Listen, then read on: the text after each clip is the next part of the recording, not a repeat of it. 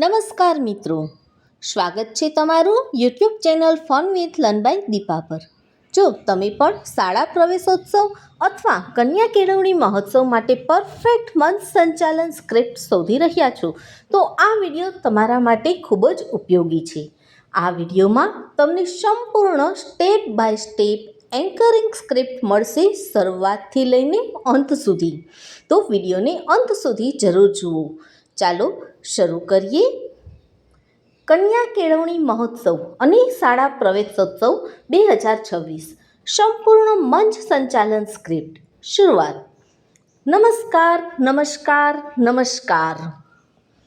આજના આ પાવન, ગૌરવવંતી અને ઐતિહાસિક પ્રસંગે ઉપસ્થિત તમામ મહાનુભાવો, આદરણીય મહેમાનશ્રીઓ, શિક્ષક મિત્રો, વાલીઓ અને મારા વહાલા ભૂલકાઓનું હાર્દિક સ્વાગત અને અભિવાદન. પ્રારંભિક પંક્તિ.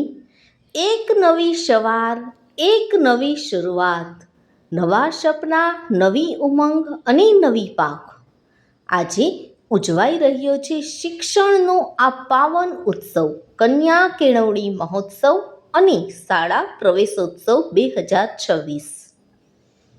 મિત્રો, આજનો દિવસ માત્ર એક કાર્યક્રમ નથી, પરંતુ શિક્ષણના મંદિરના દ્વારેથી જ્ઞાન યાત્રાની શરૂઆત કરનાર નાનકડા ભૂલકાઓ માટે જીવનનો એક યાદગાર દિવસ છે.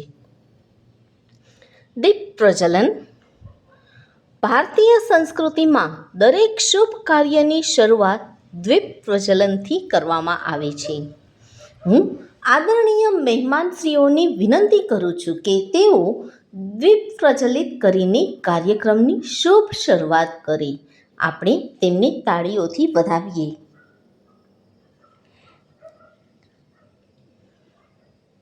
પ્રાર્થના.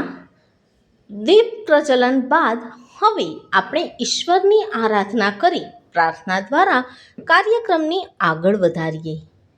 પ્રાર્થના મનને શાંતિ આપે છે, આત્માને શક્તિ આપે છે અને જીવનને સાચી દિશા આપે છે. તો ચાલો આપણે સૌ સાથે મળી બે હાથ જોડીને પ્રાર્થના કરીએ.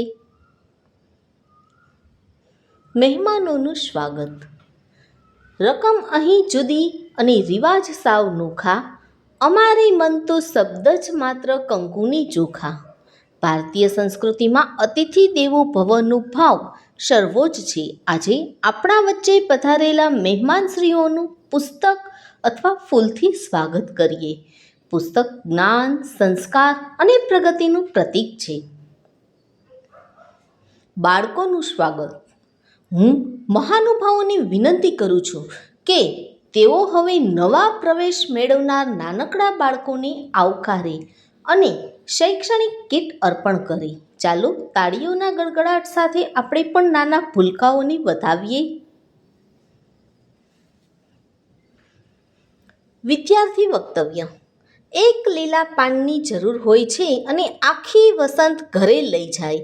એનું નામ દીકરી.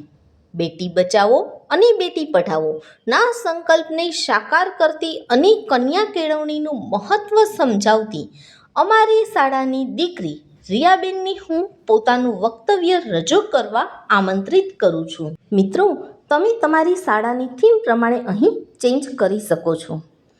સન્માન સમારોહ. મિત્રો, કાર્યની સિદ્ધિ માનવના શ્રમ અને મહેનતનું પરિણામ છે. હવે આપણે એવા વિદ્યાર્થીઓનું સન્માન કરીશું જેમને શૈક્ષણિક અને સહશૈક્ષણિક ક્ષેત્રમાં ઉત્કૃષ્ટ સિદ્ધિઓ પ્રાપ્ત કરી છે. ઇનામ વિતરણ. શાળાના પ્રથમ, દ્વિતીય અને તૃતીય ક્રમે આવેલા વિદ્યાર્થીઓને શિલ્ડ અને ઇનામ આપી સન્માનિત કરવામાં આવશે. હવે આપ સૌ વિદ્યાર્થીઓને ખૂબ ખૂબ અભિનંદન અને ઉજ્જવળ ભવિષ્ય માટે શુભેચ્છાઓ. થોડી વારમાં આવશે પ્રેરક ઉદ્બોધન જે આપણને વર્ષો સુધી યાદ રહેશે અને જીવનની દિશા બદલી દેશે. સાહેબનું ઉદ્બોધન. હવે હું આદરણીય સાહેબને વિનંતી કરું છું કે તેઓ પોતાના પ્રેરક ઉદ્બોધનથી આપણને માર્ગદર્શન આપે. ઉદ્બોધન બાદ બોલવું. ખૂબ ખૂબ આભાર સાહેબ. આપના પ્રેરણાદાયી વિચારો અમારા જીવનમાં નવી ઉર્જા અને દિશા આપશે. હવે કાર્યક્રમના અંતિમ તબક્કે એક સુંદર પંક્તિ સાથે આગળ વધીએ. શબ્દોને સાચા સ્વરૂપે ઢાળવા મૌનને આધાર લેવો જોઈએ. મૌનને આધાર લેવો જેથી મળવાનો અંત આવે એ પહેલાં આભાર લેવો. અંતિમ સમાપન. અંતમાં આજના આ સુંદર કાર્યક્રમને સફળ બનાવનાર બધા મહાનુભાવો, શિક્ષકો અને સહયોગીઓની હાર્દિક આભાર વ્યક્ત કરું છું. ચાલો સૌ સાથે મળીને શિક્ષણના આ યજ્ઞને આગળ વધારીએ. ધન્યવાદ.